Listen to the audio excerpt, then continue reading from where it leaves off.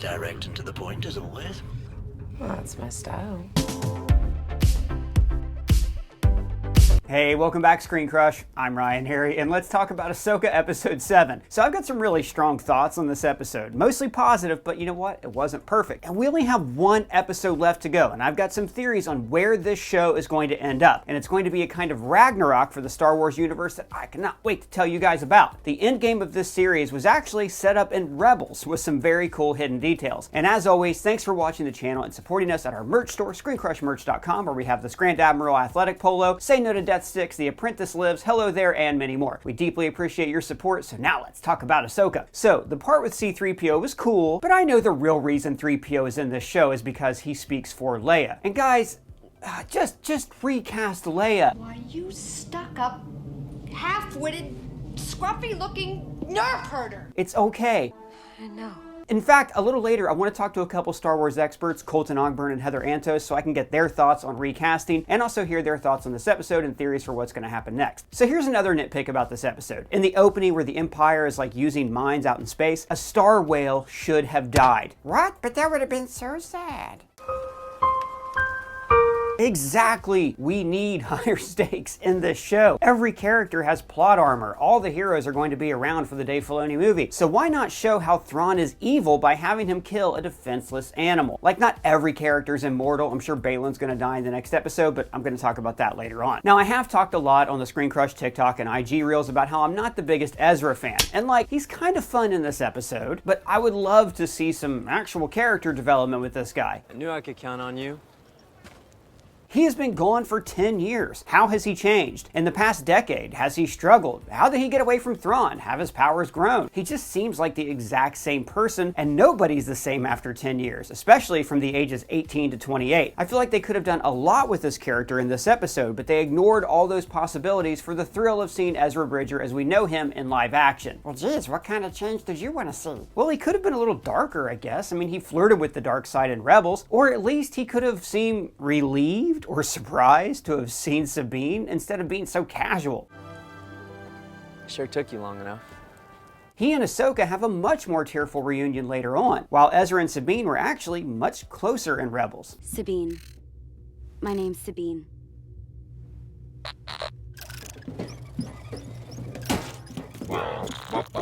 And my big pet peeve in this episode is in this scene, where Hu Yang is talking and then stops talking, and Ahsoka interrupts him like a beat later. Cannot land while under attack. Standard Jedi mission protocol states. Won't need to land. Oh, not this again. I mean, that's just bad editing. Exactly. High five. I will say, though, that the scale of the space battle was awesome, and I'm glad I saw it on the big screen. Ahsoka is playing at a local Cineplex near you? I'm afraid not, buddy, and that's really a shame because all these new Star Wars shows feel so cinematic. They're created with such high-end cameras and visual effects that they really deserve to be seen on the big screen. So I projected the episode with my Mars 3 projector. They're the sponsor of this video. This is by far the best projector that I have ever owned. It uses 1000 ANSI lumens, bright enough for an up to 200-inch screen, or a 6x4 feet movie screen, and it is so bright that you can use it in daylight. Plus, it uses AI technology to automatically adjust the screen size. No more screwing around with the manual settings. These Nebula projectors are all-in-one with Android TV 10.0. You can download more than 7,000 apps, including Netflix and YouTube. In fact, you don't even need to use the HDMI inputs. It's like carrying a smart TV wherever you go. The ultra long-lasting battery supports up to 5 hours of playtime, or it can run as a speaker for 15 hours. You can even use it to charge your phone if you go camping. And that's what I really love about this projector. It is great for the outdoors. I mean, it's fall. It's perfect outdoor movie weather. It is IPX3 water resistant, 0.5 meter drop resistant, 0.7 millimeter dust resistant, and even comes with a built-in stand. Plus, the sound is amazing with the 3-direction 40-watt speaker and Dolby Digital Plus. So this stunning all-in-one projector is really a must-have for movie fans. Click our link in the description to get yours today. Now, back to Ahsoka. By the way, everybody, this video is also going to be on our ScreenCrush Rewind podcast on all of these platforms here. Now, I've got a few other problems I want to talk to Colton and Heather about, but there was also a lot to love in this episode. Like, Thrawn is better than I ever dreamed. He is amazing. You're quite right. Like, I loved the way the Filoni realized him in Rebels, but seeing him portrayed with like the same voice in live action, this is like one of the greatest all-time Star Wars villains. And for decades, he only existed on the page and then in animation. And now, like, a whole new swath of Star Wars fans get to experience this nuanced character firsthand. Like, I really hope the show and movie don't end up portraying him as like a mustache-twirling villain, because the Thrawn in the novels is much more caring and nuanced. He has the potential to be the greatest Star Wars villain ever. Wait, really? Yes, because in Star Wars, the movies typically aren't given any real motivations or character development. They wear all black, they blow up planets, they dress like Nazis. But Thrawn is simply a brilliant tactician who always believes that he is serving the greater good, and he never ever seeks personal power. And speaking of villains, I also love the Night Sisters in live action. They are another piece of Star Wars lore that are lifted from the novels, and they're so different from anything else in the saga. They're mysterious, they're creepy, and I think they're going to end up being the real threat in the Dave Filoni culmination movie. I'm sure their plan is to return to Dathomir and resurrect their people, which I'm telling you could include Asajj Ventress and Darth Maul, both of whom have attachments to Night Sister magic in the Clone Wars. So wait, who is that? Asajj Ventress is Dooku's former apprentice and assassin. She actually got name dropped in this episode. In this war, you will face more than just droids. General Grievous, Asajj Ventress. And Ezra not using a lightsaber in that battle was a great choice. Like, a lightsaber would have made him too powerful, and we just would have expected him to dominate all these night troopers. But his decision to go without does create some interesting questions. Is he now using the Force in a different way? Does he sense that Sabine needs practice with the saber? In fact, maybe Ezra is the missing ingredient to Sabine learning the Force, because he has the ability to give her confidence. Good job, Kylie. You're doing amazing, sweetie. Wow, look at her go. Also, the live-action Ezra looks fantastic. Amon Esfandi feels so natural in the role, like he's been doing it for years. And his blue eyes give him this otherworldly look, like he's been doing Spice with the other Freemen in the past 10 years. In fact, all of the live-action translations have been spot on. Zeb, Hera, Sabine, and I really hope that at some point, Freddie Prinze Jr. gets to play a Force ghost of Kanan, or like maybe we'll see him in a flashback or something. But mostly, I love how this show is like hinting at a larger world without over-explaining it. Like, we see the ruins of the Night Sister Kingdom, but we don't know what happened. We don't know what happened to Baylan or Ezra or Thrawn. The show is leaving a lot of open ground for comics, animation, and books to fill in these gaps. Like, this is one area where the sequel trilogy truly failed. They only left a short 1-year gap between Last Jedi and Rise of Skywalker for other creators to tell stories about the Resistance and Rey fighting the First Order. So this show is leaving lots of room for fun fan theories, which is why I'm excited to talk to Heather Antos and Colton Ogburn. And just a reminder, everybody, Colton is the man who's eternally trapped in our television, but he does not know it, so please don't tell him. Heather, first I want to start with you. What were your thoughts on Ahsoka Episode 7? Finally, you know, that's kind of how I felt. You know, this episode did not have any of the pacing or structure issues that I think we've seen in the previous episodes. It moved a lot, and I thought it was super fun. I mean, just Thrawn is excellent. Just God, I wish he was in from episode 2, episode 3, so we could have more of him this whole time. I know you particularly don't like Ezra as a character, Ryan, but I did enjoy what they did with him. This episode, I think the little banter he had with the bad guys, and you know, not wanting the lightsaber, and how they used his combat style, you know, force pushing and very hand to hand. It was almost like a Shaolin monk type thing, which I really enjoyed. I loved all of it. I think the only part of the episode that I could have, I don't want to say done without, but I don't really understand how this storyline fits in yet, is the Hera and New Republic trial of all of that. Obviously, that's building towards something that we'll probably see in the films, or in Dave Filoni's film, or it might tie in more with the next season of Mandalorian. I don't know, but I feel like that moment could almost be entirely removed, and it doesn't really affect the overall story that we're experiencing yet. Yeah, well, we won't know till the finale. We won't know, yeah. Those stick out like sore thumbs, and all, like, I think since episode 3, we've been getting, since she and Ahsoka parted ways. Look, and I know earlier I complained about Ezra, and I talk about Ezra on our social videos and our TikToks a lot. I tend to keep it off the main channel. I am treating this Ezra as like a different character. You know, it's a Okay. different actor portraying him. And I was fine mostly with like his little interplay. He came off a little bit more like Han Solo, a little less annoying. I do want to know what the hell has been, like, what's his character development up to this point? He's been gone for 10 years. He's been in exile. What happened with Thrawn when he landed? Like, one thing, like I talked about earlier, I am excited about is like how this show is setting up all these other stories that we don't get to see yet. So I'm cautiously optimistic that Ezra will stop being annoying, and that, you know, when he joins the new galaxy, hopefully, I think we have a video coming out about this tomorrow, and we see what's going to happen in that Dave Filoni movie, maybe Ezra side by side with Luke Skywalker will, you know, kind of ease my feelings on him just a little bit. So Colton, what about you? What did you think of episode 7? Well, you know, I've liked this series overall, but I think I can be a little critical of this episode. It wasn't my favorite. I enjoyed the action and the interactions between Sabine and Ezra. My only problem with it is they seem so nonchalant about the whole thing. Sabine has traveled to a different galaxy. He's been stranded on this planet for 10 years, and he's just kind of like, so, what? Yeah, so what happened? Oh, you don't want to talk about it? It's complicated. Yeah. Okay, so what else do you want to talk about? It's like, oh my God, like, why aren't you just, like, asking a million questions? And they kind of imply off screen that they talked about it, which I thought was kind of weird.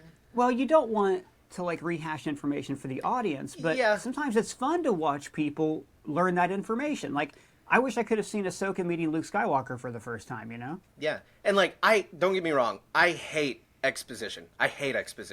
But it would have been really cool to see Ahsoka tell Sabine about Luke Skywalker, the Jedi that saved the galaxy. That would have been really neat. But I mean, I didn't hate the episode. I really liked it. I enjoyed it. I liked seeing C-3PO, and I love how he's kind of like admired as a bit of a war hero, like alongside the, you know, Leia and Luke and all of them. Yeah, he's like, it's like a hushed. Oh. Yeah, that's the guy. Yeah, I thought that was cool. Thrawn was great.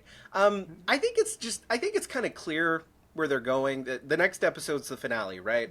Yeah. So I think that what we're going to see, my prediction would be, is Thrawn and the Night Sisters get out of Dodge. They go back to the main galaxy. Our heroes are stuck on Peridia. They're stranded there. They're not stranded there. They'll either get back like via the whales or the World Between Worlds, which I know you're going to talk about here in a little bit, like with Baylan and all that. I think that's where the story is going. I think it's been clear Thrawn was not the antagonist of this series. Baylan was the antagonist of this series. And I don't mean that as he's a villain, but just he's the opposite of Ahsoka in terms of their missions. So like we've talked about in other videos, Ahsoka and Ezra have a lot of, you know, experience with the World Between Worlds, what that type of power can bring, and I think that's what Balin is seeking. So I think that's more where the finale is going to go, and I think Thrawn I think his story is going to be followed up in the movie, not so much the finale of this series.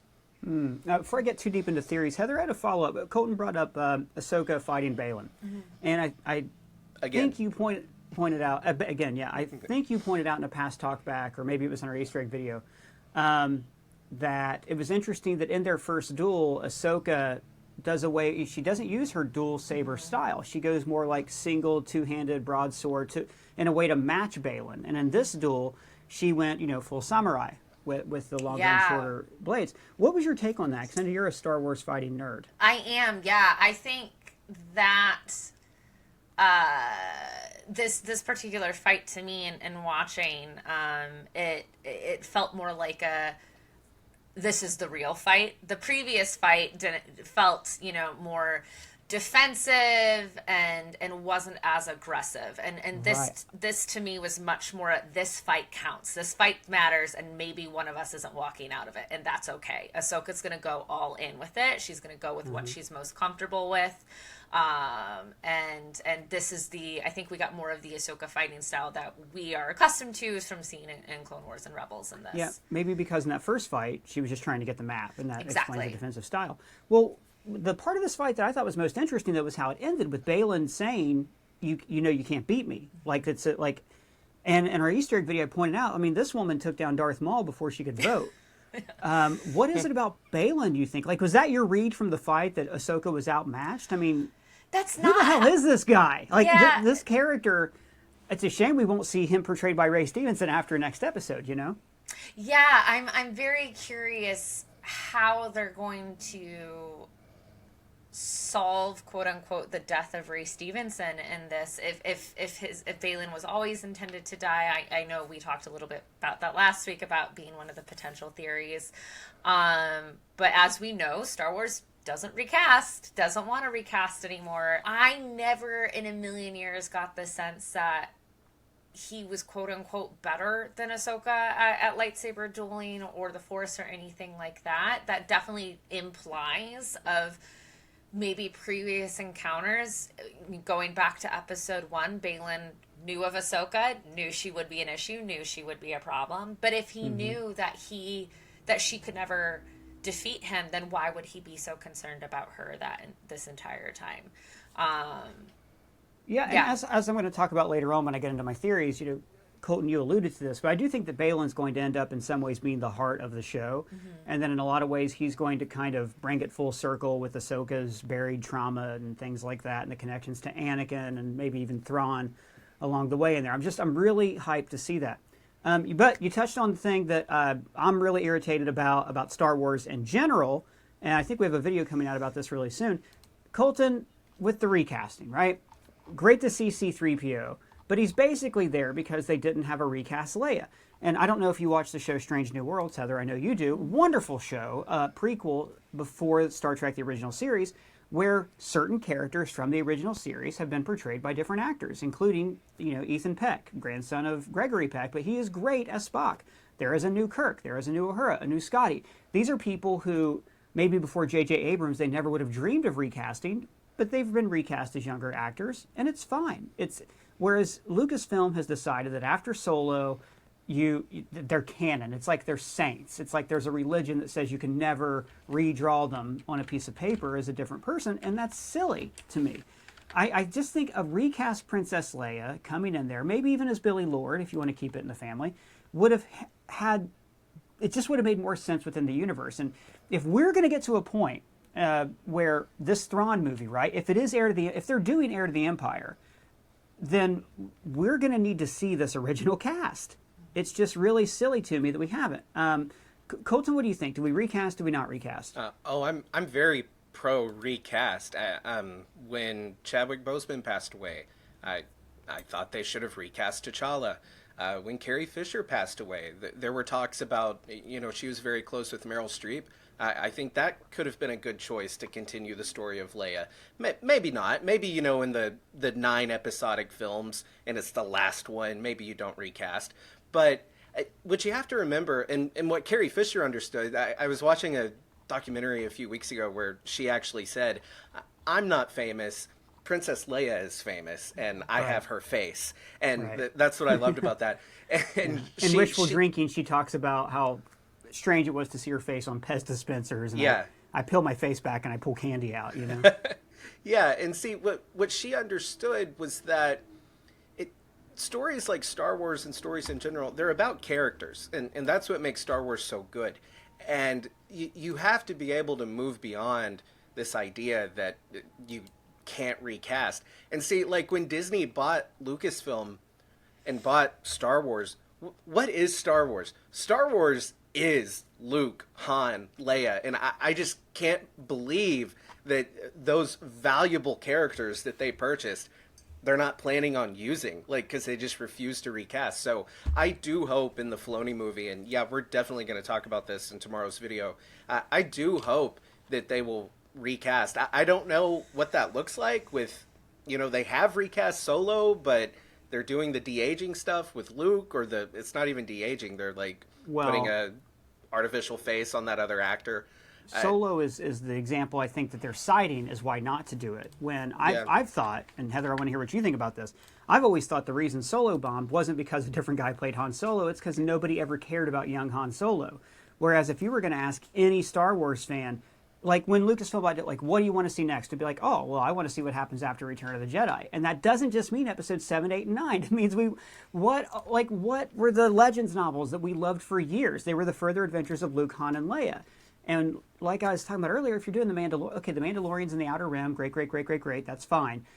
But that's the Outer Rim stuff. If we're dealing with New Republic, we gotta see what these guys are up to. Heather, what do you think about this? Do we recast?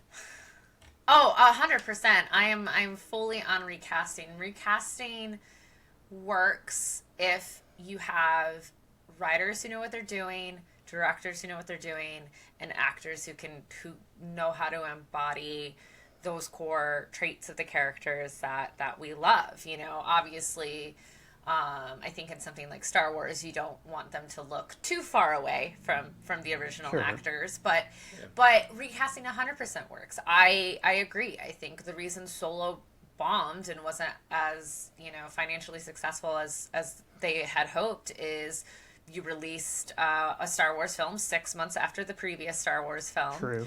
And it's not that I don't think people didn't care about young Han Solo. I think it's more so that wasn't the story anyone was interested in learning. You know, you're answering questions that no one wanted answered. Why does he call him Chewie? Right. Why is he Solo? Why is his last name Solo, you know? I think it comes down to that wasn't what anyone was interested in, you know? Like, if it was, I think Solo would have been more successful as a TV show like this, where it's like one and done, different smuggling missions. You know, maybe Han is on the run from some criminal organization. Who knows, right? But I think that's how you utilize that character.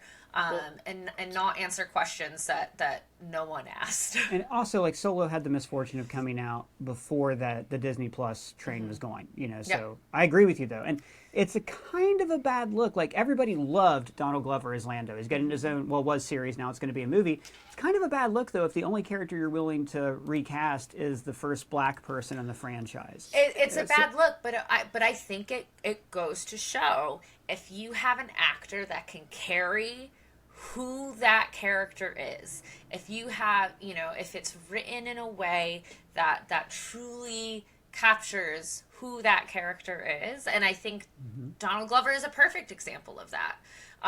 Like, you watch that portrayal, and he is invoking Billy D, like, he oozes it.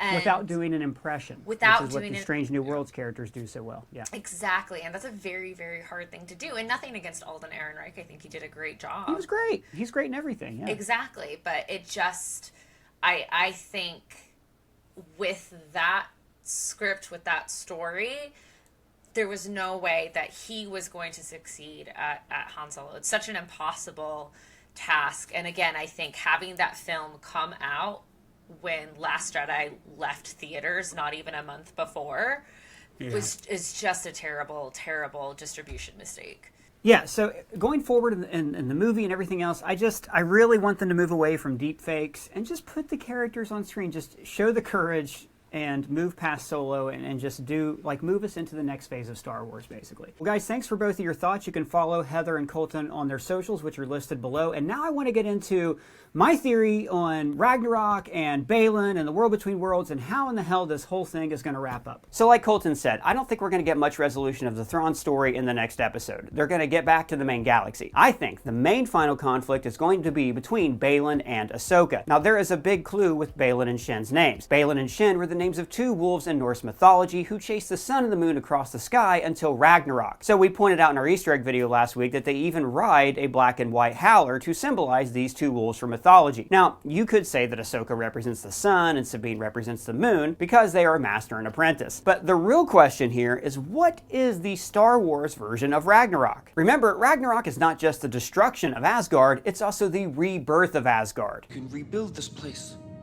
It will become a haven for all peoples and aliens of the universe. Now, Balin alluded to this when he talked about not repeating the cycle of the galaxy. What I seek is the beginning. so I may finally bring this cycle to an end. Baylan sees that the Jedi and Sith are locked in a never-ending cycle of death, and, much like Daenerys Targaryen, he seeks to break the wheel. Now, you might think that the Star Wars Ragnarok would be the rise of Thrawn and the destruction of the New Republic, but that's just part of this same endless cycle. So I think their Ragnarok actually relates to the world between worlds. So we have talked about this realm extensively in our videos. It is a junction of all time and space where Ezra visits in Rebels, and it's also where he reached back in time to save Ahsoka's life. And in that same episode, Ezra wanted to save the life of his master, Kanan Jarrus, but Ahsoka warned him to not change the past. Kanan gave his life so that you could live.